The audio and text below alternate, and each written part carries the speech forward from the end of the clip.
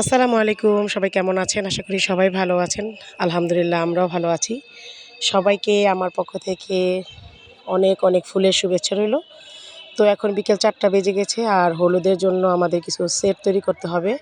মানে ফুলের গহনা বাচ্চারা পরবে। তো আমি এজন্য চলে আসলাম কসবা বাজারে।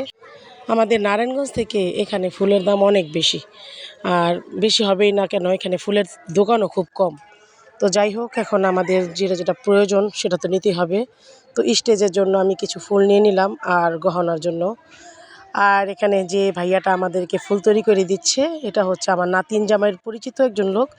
তাই সে আমাকে তার পক্ষ থেকে কফি খাওয়ালো।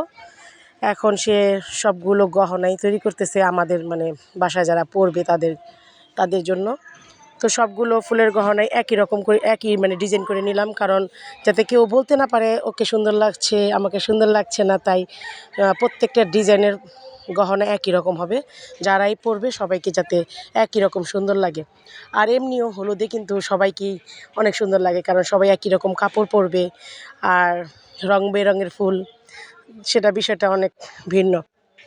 তো যাই হোক, স্টেজের জন্য যে ফুলগুলো নিয়ে নিলাম আর সাজার জন্য যে ফুলের গহনাগুলো নিয়ে নিলাম, এগুলো সব প্যাকেটিং করা মোটামুটি হয়ে গেছে। তো এই ফুলগুলো নিয়ে এখন আমি বাসায় চলে যাব। যাই হোক, সবাই ভালো থাকবেন আর অবশ্যই প্রত্যেকটা ভিডিও লাইক কমেন্টস করবেন। আল্লাহ হাফেজ।